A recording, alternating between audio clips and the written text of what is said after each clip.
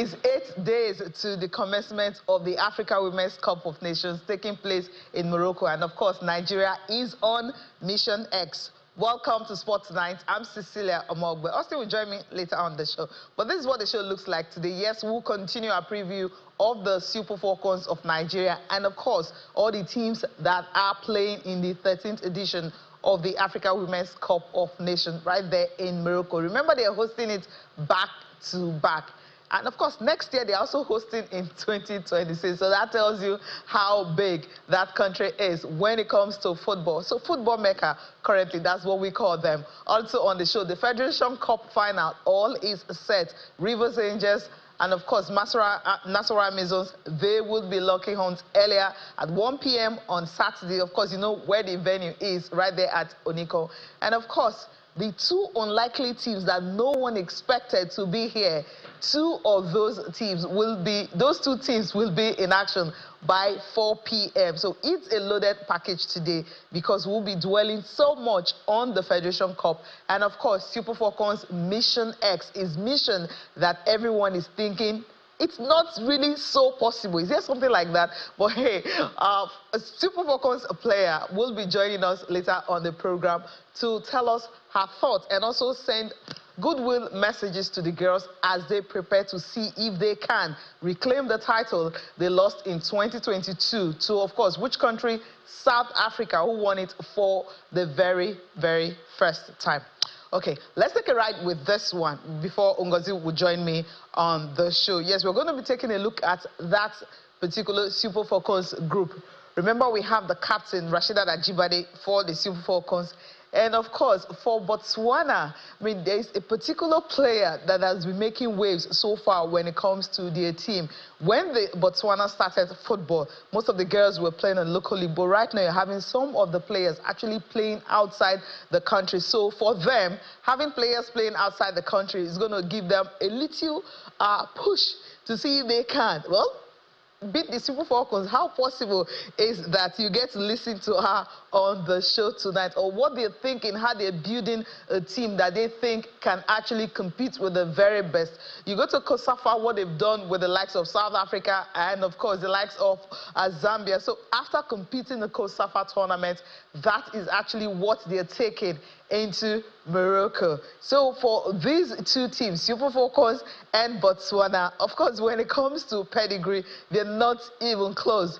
Botswana started women's football so recently, and their debut was actually in Morocco 2022, and they got to the quarterfinal. And their target this time is to see if they can get to the semi-final. But they are grouped in the same group with Super Falcons, and not just Super Falcons. That same group happens to have Algeria, and that's the group I also have Tunisia. Remember, Algeria came to Lagos, and of course, when Nigeria played there back-to-back, and then what was the scoreline again? I think 6-2 to 6-1. So it tells you how, the Super Falcons, their dominance is still there. But the build-up to this Morocco 2024 in 2025 is a bit shaky. If you look at all the friendlies they played Algeria twice, played France. That's the only game they've lost so far since Coach Justin took over the team. And of course, they now played Cameroon. It was supposed to be over 2 legs, but the Cameroonians arrived late. They had to play just one friendly. And after that, they played Portugal, which ended goalless. And they will be playing Ghana this very weekend. That's 29 to wrap up the warm-up for the Africa Women's Cup of Nations 2024. So that's how they wrap it up. So how many friendlies is that? That's about 6 friendlies, right? But is that really enough for the Super Falcons to go ahead and this Mission X that they are on? Is this something they can easily win?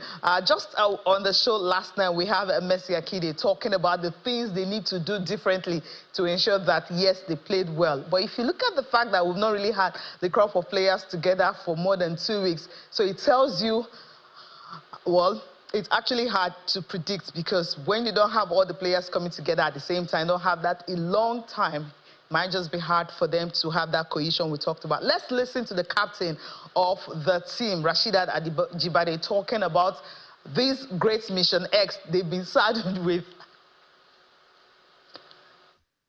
Yeah, we're looking forward to for the Mission X. But the most important thing for us as a team is have fun, enjoy, show what we've got, and keep building on what we've already built on before. And I mean, just keep showing that we are amazing players with talented athletes. So we're all excited to be in this tournament, and with all due respect to all my sisters competing in this tournament, I mean, it's not going to be an easy tournament to say, we're going for Mission X, we're all positive about it for the tournament, but it's, as my sisters already said, it's not going to be an easy one. It's a very big tournament. So a lot of improved team, a lot of good talented athletes, the likes of Barbara Banda, the likes of Jennifer, and a lot of players, you know.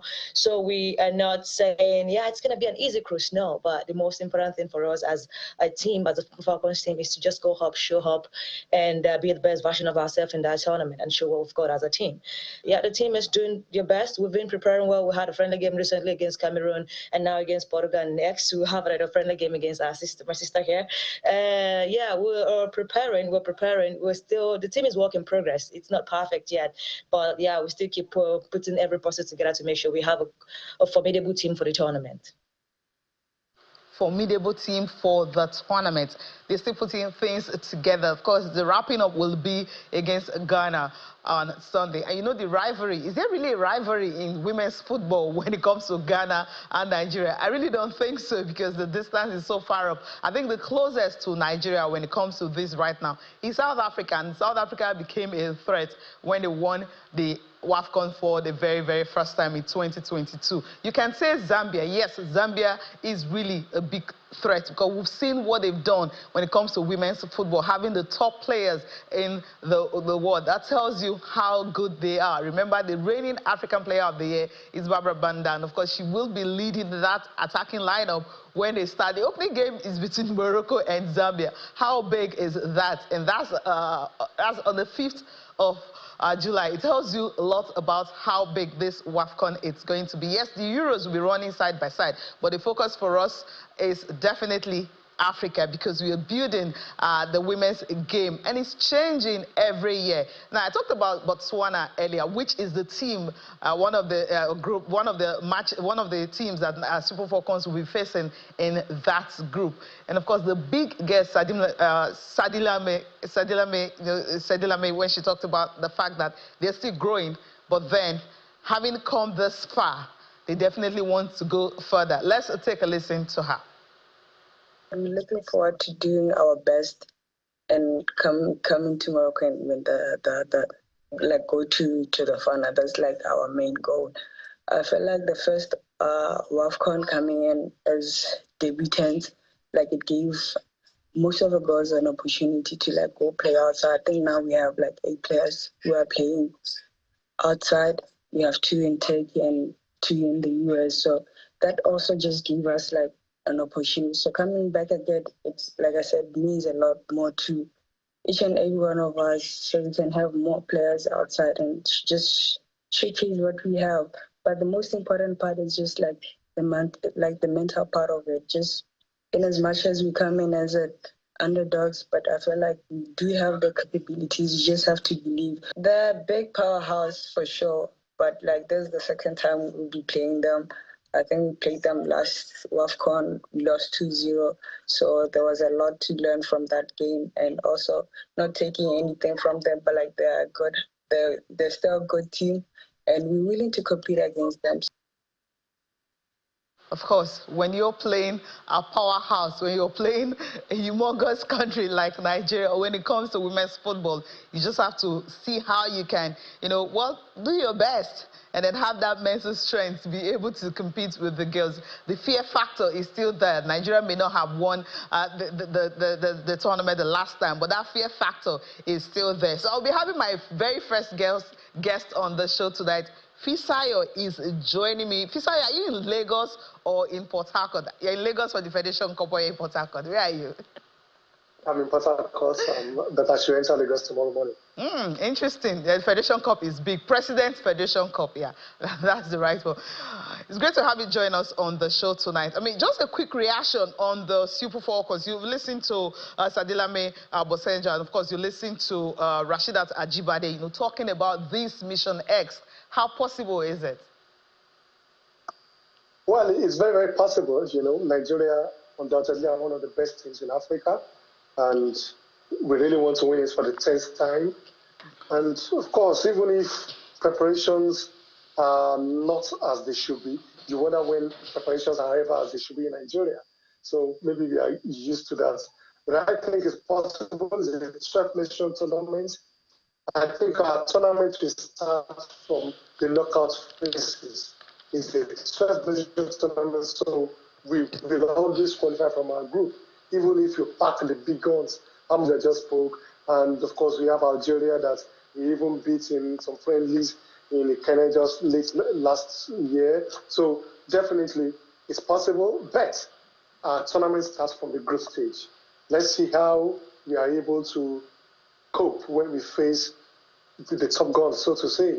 You know, when we face Morocco, the host nation, the host factor, when we face South Africa, the defending champions, when we even face Ghana, or even the copper, the sheep on the podium of Zambia. Yeah, it is Zambia, because that's the team that almost everyone is afraid of. When I was listening to Sadila Mew, she talked about the fact that in Kosafa, they tried to, go toe-to-toe with them in the friendlies and the Southern region tournaments that they play. So they want to be like them. They want to be like South Africa. So this is a team that all eyes are on them, because when you have underdogs in your group, you really don't know how to face them, because you don't know most of their players. We know the Super Falcons because most of the players we have right now are all playing abroad. So it's actually easy for you to get their clips and play them. So when you have some clubs that you really, like, you don't have a name you can single out and say, okay, we have to, take care of this one. So it simply means what the Super Falcons needs to do is to just go all out and see how they can beat all these teams. You're so confident about the group stage.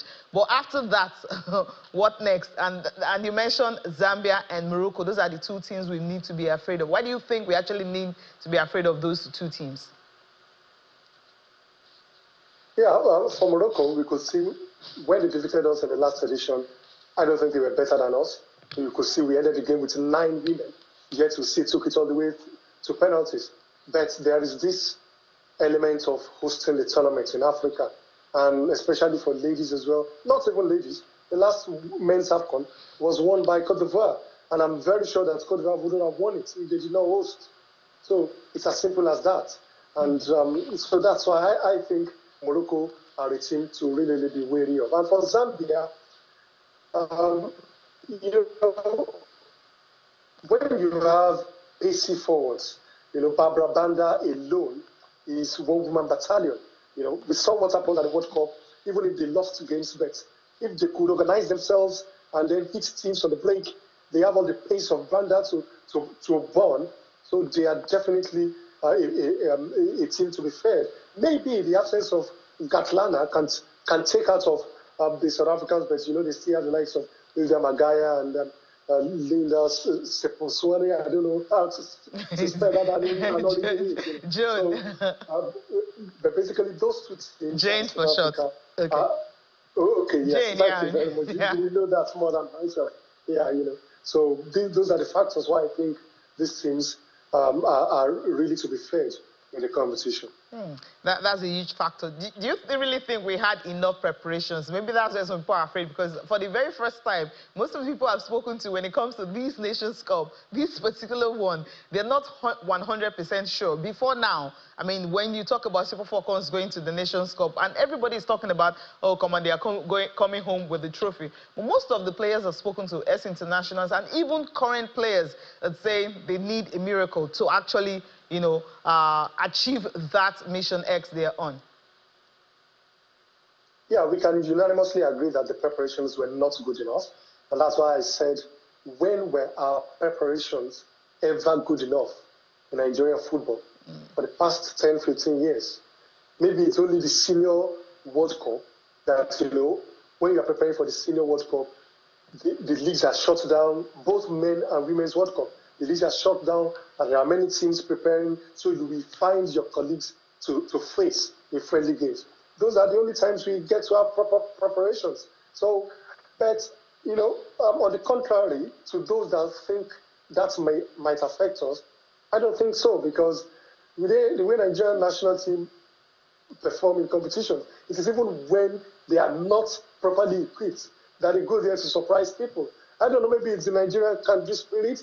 I don't know, maybe it's just the spirit of competition that, that comes up on the players when they get to the competition. And for this kind of tournament, we say these 12 nation tournaments, we can qualify with just 4 points. It means that we are as good as using our games against Tunisia, Algeria, Botswana as preparatory games ahead of when the competition starts properly for us in the round of 16, the quarterfinal. So that preparations that we are not seeing before the competition, those 3 group stage games will serve them for us. I like this perspective actually, because when you're in a group where, I mean, you look at the countries you're playing against, and you're like, okay, what do they do when it comes to women's football? Hey, but don't be surprised that these underdogs that we're talking about, they might just be the surprise of the package, especially when you look at what happened in the President Federation Cup. I think Ngozi Okobi is ready to join us on the show now, if she's ready, so we can just. Okay, I think she's not ready. If she's ready to join us now, we'll take her to just give us her thoughts when it comes to the Super Falcons of Nigeria. But before she joins us, I mean, Fisai, I know what you wanted to talk about really is the President Federation Cup, because you're saying you will be flying down, tomorrow morning for that. It is big, it is huge. Everyone is coming to Lagos to actually witness that. We really don't have the top big teams when it comes to the men, but for the women, we have 2 big clubs, Nassau Amazons and Rivers Angels. These 2 sides, I mean, we know the rivalry when it comes to coaching, when it comes to players and everything. But Nassau Amazons kind of short-handed, you would say, because their goalkeeper and, of course, one of their defenders are with the Super Falcons currently. What's your take on this one? Coach Christopher Danjuma, in 2019, yes, I think that was the last time they won this President Federation Cup. But what they've done in the Super Series, we saw that, narrowly missing out of the title. You think they can actually get this, at least for bragging rights? Well, I think they are the team to beat at the moment, because they've done very well for themselves. They defeated one of the favorites en route to this final, that's Edo Queens. That's in the quarterfinal stage.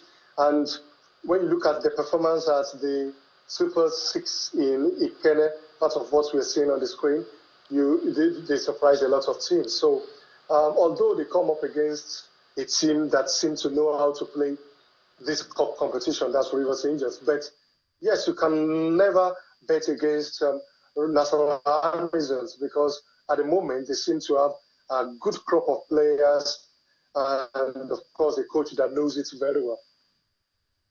Knows it very well. That's really important, because that rivalry that we've been talking about is there. Because I listened to, at the presser today, both coaches were talking about having respect for each other. But if you look at what Nassau Amazons have done, the fact that they were beating, the likes of Edo Queens, I think that the Edo Queens lost to them this season. And not just only that, in the final 2024, they were edged out by Niger Rattles. Niger Rattles then, just by a lone goal. I mean, that was, another one that most people did not expect. Now, when you're facing a team like Rivers Angels that have, how do I put it now, more like a history of winning this championship, there was a time we were thinking, okay, just give it to them because of the resilience they've had so far. Now, Nassau Amazons, we can easily say maybe a depleted side. But for Rivers Angels, it's a full squad. And the fact that the sole administrator for that state will also be at the stadium is not confirmed if the governor of Nasarawa State will be there. But it's confirmed that the sole administrator from Rivers State will be there to cheer these girls on. Will that put pressure on Rivers Angels? Well, football is a game of pressure. They get into the final alone, they know they want to win for themselves. So the pressure is there. Whether the sole administrator is at the stadium or not, the players want to etch their names in gold. So it just underlines the fact that Rivers State is a state that takes sports very, very important, very well. And they know that aside to winning the prize money that's at stake, they stand to get some things from the sole administrator as well. So I don't expect his presence to add extra pressure, because they have the pressure already. This is a Nassau Amazons team that they could not beat at the Super 6 in the Kenya. So that hunger to get one over them at this time is there already for the players. And of course, how much more winning the trophy back to back, especially for players that were part of it last year as well. Right, we need to go on a break, Fisayo, now. When we come back, of course, we'll continue with the preview of the Nations Cup. We'll see if Ngozi Okobi can join us all the way from Canada. Stay with us. Right, let's listen to, well, the team that is actually on mission, okay, we can't call it Mission X because Super Falcons are already using that. They're gunning for La Decima, their 10th title when it comes to the President Federation Cup. Rivers Angels ahead of the game against Nasarawa Amazons. Remember in 2019, as mentioned earlier, it was Rivers Angels and Nasarawa Amazons. Nasarawa Amazons won by a lone. They defeated Rivers Angels. I'm trying to remember the scoreline now. But the captain of the team, the current Nasarawa Amazons, Josephine Matthias, was with Rivers Angels at that time. But right now, she's going to captain Nasarawa Amazons against Rivers Angels. Let's listen to both coaches talking ahead of the game tomorrow. Coach Danjuma is a coach I respect so much. He was my teammate in Plateau United. We played together. And he has been coaching female football before I came in. I was coaching male football. But when I came to female football, I saw some of them at that level. So I had to key in. And I was calling them, getting one or two information from them. But now, we are in the same stage now. Respect, I agree. The game proper, no respect there. Definitely. I know it's a seasoned coach. I am also a seasoned coach. We will dig it out there. In football, there's an adage that says, you are as good as your last match. We won it, that has passed. Now, don't forget, majority of players are only after no more year. So those that are here now, they want to make names for themselves. So they also have that notion that they want to live with truth. It's a matter of opting our mentality. All we need to do is whatever effort we put in the Super 6 and get into a final match that we needed to win to become the champions. I think we have to do the double because it's just one game, it's 90 minutes, and we just have to raise up our mentality better than whatever level it is before now, and that is what we are here to do. What you're here to do is that. Afisa Yadairo, you're still with us. Of course, you just listen to these coaches talking about that game. That mutual respect is actually there between them. Yeah, it has to be there because, of course, they're managing two of the best teams in the country. So you know that whenever these two teams come toe-to-toe, it could easily break anywhere. So they've got to show that respect so that it transcends into their players. When they get to the field of play, yes, they both want the title, they want the trophy, but only one team will win it at the end of the day. So we need them to compete with all fairness and with all respect. So it's good that this has come from the press conference, and it should set the tone for the kind of competitive game that we should expect tomorrow in Lagos. Talking about competitive game, yes, Ngozi Okobi is joining us now from Canada. Currently, she plays for Ottawa Rapids. Remember, she took time off to actually have a baby. Right now, she's fully back and playing. 4-time champions. She's won the Women's Africa Cup of Nations 4 times for Nigeria. Ngozi, it's great to have you join us this evening. Thank you very much. Okay, yes, Super Falcons are on Mission X. Do you think it is possible? First of all, you just introduced me. Thank you for having me on your show. And yeah, back to your question. Everything is possible. They still have good players, more of young players in the team. So, because right now, football world is being dominated with younger players right now. And the younger ones we have, they're really ready to work. So I believe, yeah, the journey they're on right now is going to be successful. An interesting take from them. We are one of those people I've been talking that have spoken with that actually, that confidence, I can feel it, from you. I think it's actually affecting me right now on this Mission X. But if you look at the players we have, you've talked about we have good players that can actually do the business for us. But look at other teams, their preparations, the composition of, you look at the Zambia team who played the COSAFA, you look at Morocco who've been playing friendlies across the world, and of course you look at Botswana. Botswana also rubbing shoulders with those COSAFA teams. I mean, looking at those teams and looking at Super Falcons, is the gap really closing when it comes to women's football? Yeah, when you talk about preparation, I feel like this has been Super Falcons for a very long time. We've not really had the best preparation going to the competition proper. So that's why I said I still believe they're ready and they're good to go, because we've not gotten the best preparation. We go to tournaments not because we got the best preparation. We go to tournament because we have this resilience to just go and play, represent our country, and then win. So I think that hard work alone is already setting a pace for us. So, yeah, other teams have had good preparation, but come of it, Nigeria can do something right there. I believe so much. Yeah, they have better team than Nigeria right now when it comes to preparation, but my God, Nigeria will do something. I saw the last game against Portugal. I saw structure. When I mean structure, I saw structure. Probably the players were very tired while they traveled and all of that, but I actually saw structure in the team.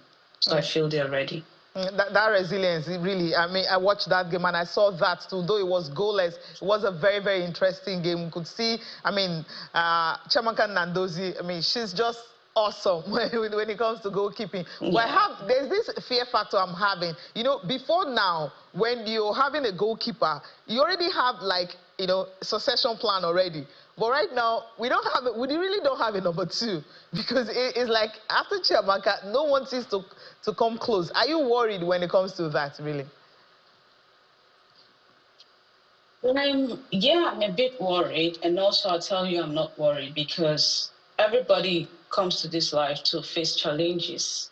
God forbid anything happens to Chiamaka, maybe she has pain or something. I feel like Tochukwu Aloy is there. She's a bunch of experience, and also we have the younger one who is with them as well. So getting anyone on the goalpost is more like being encouraged. Encouraging a player will give you the best. So the other two they have right now, Tochukwu Aloy and then the other girl, I feel like they can face it. Yeah, Rachel, they can actually face whatever it is, because it's the Nations Cup. It's not the World Cup yet. It's the Nations Cup. So why shouldn't they? Because it's more like the African CAF tournament. So it's almost the same players they've seen in the African CAF tournament. That's what they'll see there. So why should she be scared or anything? That's the only way you can encourage them. We have to get someone to help Chiamaka out, and also somebody who can replace her when it's time for her to leave. That's an interesting take there. Before we let you go, Ngozi, I mean, we've been telling players to actually send messages to the Super Falcons. So what are you going to tell them now as they begin this mission Mission X journey? I just want to let them know that I am not off the team yet. I'm still with the team. I'm still part of the team, and I'm still like supporting them all the way. Right now, they have one more supporter, which is my son, Nathan. So we're going to sit by the TV just to watch them and just get happy and just share them up and everything. So all I just want is just to make me proud, because I feel Nations Cup has been a title. We should keep having it as a title, not letting it go off our hands anymore. And I believe strongly in every player in the team. And I know definitely they'll come out with the best result, which all Nigerian wants. The best result. Thank you so much, Ngozi, for finding time to actually join me at this evening. Thank you so much. Thank you. Yeah, Afisa, you listen to Ngozi. I mean, she's super pumped up. I mean, that joy, that confidence actually in her, because she was one of those, since she's been playing for Super Falcons, they've never lost the title. They always tend to bring it home. But right now, the fear factor that is everywhere, most Nigerian journalists is actually creeping in a little. But she's one of those who is actually confident that, yes, this is, the Super Falcons can actually win this one, because they have the players to do this. Yeah, of course, and you know, I was glad that she corroborated what I said earlier. Yeah. That, the Nigerian national teams they hardly ever have good preparations, and you know, she's someone that has walked this path previously. So when she says that it is still possible in spite of all the challenges and in spite of all the fears here and there, then you have to believe her, and I also believe her as well. So we will also be supporting the team from here. And hopefully that Nigerian spirit will engulf them when they get there. Nigerian spirit. We always love that. Now let's go back to Federation Cup. We'll just take a look at the fixtures for you for tomorrow. Just a confirmation of the games and the timing for the games that will be played tomorrow right there at the Mobolaji Johnson Arena in Lagos. This is the men's final. You have Kwara United and Abakaliki. This team, they had a roller coaster. They're still here. You can say it's the Cinderella story, the perfect one. Of course, the venue is right there, Mobolaji Johnson Arena in Onikon, Lagos, and the time is 4 p.m. But before this game, of course, okay, these are the match officials for the men's final. The match commissioner is Yakubu Saman. Referee assessor happens to be Peter Edibe. You go to the main referee, center referee Joseph Ogabo, and assistant referee 1. You have Mahmoud Yakubu, assistant referee 2, Emmanuel Omada, and assistant the last referee Yemisi Akintoye. So these are the match officials for the men. Now let's take a look at the women. I mean, confirmation of the time and also the venue for that. Rivers Angels and Nasarawa Amazons, same MBJ Arena, and of course is 1 p.m. This is starting earlier. And in between, you're going to be having entertainment. Yes, entertainment in Lagos, so you know where you need to be on a Saturday. These are the match officials for the women. The match coordinator happens to be Professor Mrs. M.A. Sulaimon. They have a referee assessor, Mrs. Sarah J. Adebisi. The center referee is Hannah Eliagu. Assistant referee 1, Umfom Friday. Faith Agbons, and of course, Ndidi Patience Madu. Now, these are FIFA referees. I mean, Fisa, are you excited about these officials? Because we have FIFA badge referees everywhere, both for the men and also for the women. Yeah, absolutely. You know, even before you point that out, right from when you were reading the names of the men, I thought I was going to mention that. It's good that we have some of the best referees in the land in charge tomorrow.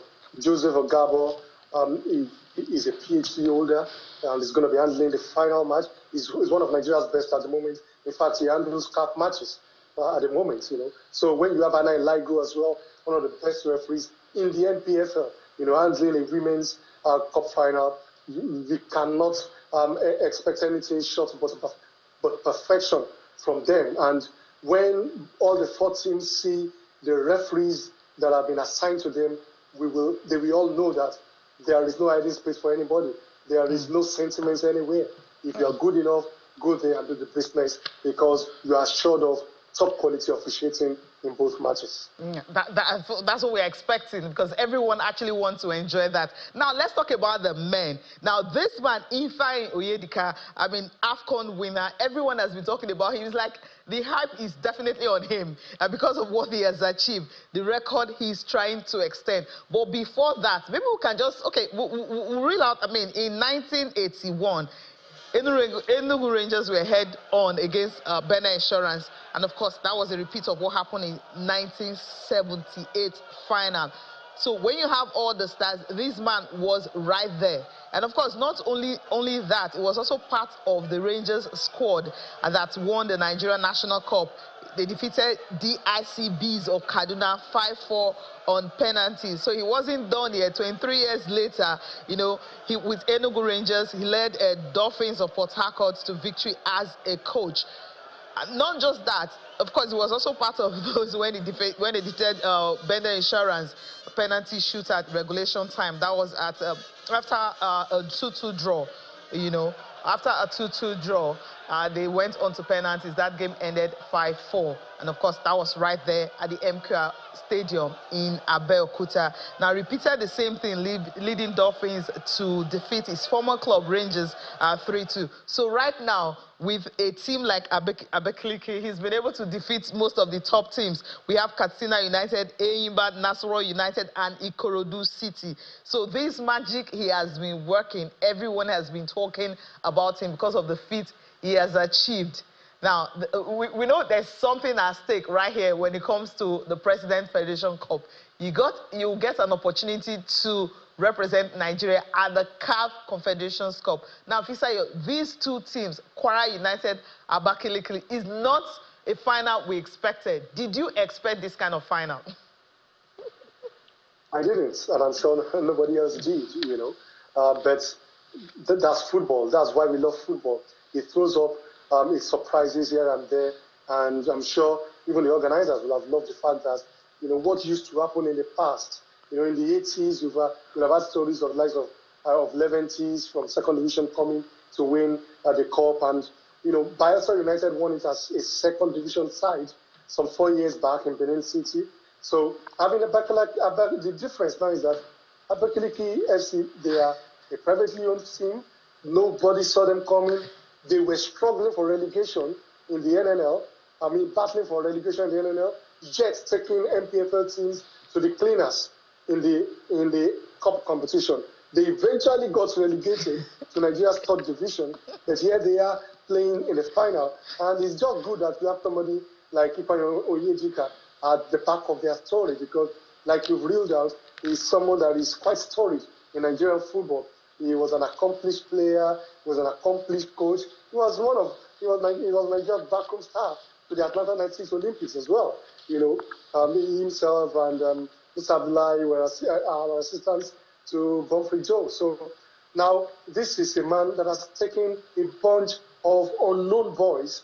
They've beaten the likes of Eyimba, they've beaten the giant killers of the MPFL, Ikorodu City. They've claimed the scope of Katsina United, a lot of MPFL sides, and here they are against Kwara United. My only worry for them is that their momentum has been broken, because this tournament is coming at least 2 weeks after the last kicked the ball. Although even for Kwara United as well, it's coming at least 5 weeks after Kwara United last kicked the ball in the MPFL. So it just makes this final game delicately poised. Delicately poised. I love that word you used there. Let's listen to both coaches talking ahead of the game. First, Mara. It wouldn't be my biggest achievement, because this very competition, I've been in it many times, and I've got it about 3 times. 2006, 2007, 2009 with Eyimba. So I've done it about 3 times. So it's normal. It's the normal thing. I don't see it differently. But it's a plus, though. We are surely facing some pressure for the Ebonians, for our numerous supporters. They are expecting so much. And I know how football can be at times. But for me personally, I've seen it all, this level. So I believe I win. I don't have that pressure. That's my confidence. So maybe that's my problem.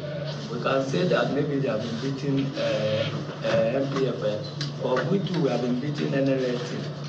Do you understand? They beat Premier League team and we beat NLL team. At least we beat like 3 of them before we got to this part. So it gives us to know about how they play or how they are going in that area. So there's no problem. When you say pressure, we cannot count that pressure. Pressure is normal. It is emotion. You understand? So normally it will come. But I'm assuring you that with this position now, the awareness is there from from our states. Everybody wants us to win. At least this Kwara United has been in existence now for more than 20 years. And for us to get to I played Nigerian football very well, almost 27 years. I've never gotten to this position. 2 times I was beaten here by one national at that time. You understand? But as a coach now getting to this finals, I don't want it to elude me. I mean, he's really listening to him, Fisayo. He says this is the time for him to actually win it. He has never gone this far as a player or as a coach, but right now he's here and winning it. That's what he's thinking. So who is going to get it? Is it the history making Edika or the Sani Ikara United coach? Well, I just hope that what happened last year in Lagos does not repeat itself. Why? Because when Abia Warriors were facing El Kanemi Warriors, everyone thought maybe Abia Warriors had the upper hand, but they were taken to the cleaners by El Kanemi Warriors. So for Abakaliki FC, they are going to be difficult to break down. That has been their strategy all through. They played 5 matches before this final, and they've won 3 on penalties against Premier League sides. The only 2 games they won in regulation time were against Eyimba in the round of 16 and their round of 64 game against fellow NNL side, Yobe Desert Stars. So Kwara United should be prepared to face a team that will form a couple of low blocks, and then we attempt to catch them on the break. Maybe the old circumference of the stadium, the Mobolaji Johnson Arena, is not that big, so it makes it tougher when you are facing a team that have 10 men behind the ball. I watched that semi-final game against Ikorodu City in Abuja, and Ikorodu City labored throughout 90 minutes. They could not break them down. And if they successfully do that, we might just be having a third division side representing Nigeria in the continent. So having said that, why I said it was delicately poised, I still return to that because both teams are even out of form. Kora United have not played competitive game in 5 weeks. Abakaliki FC have not played competitive games in 2 weeks. So maybe they have the slighter advantage in terms of fitness. So definitely no one can really beat their chest to say this is how the final will go on Saturday. It's really a tough one. Fisayo Dairu, our chief football writer, ACL Sports, thank you so much for joining me tonight on the show. Thank you very much for having me, Cecilia. Thank you so much for watching. I'm Cecilia Mogbe. Have a fantastic weekend.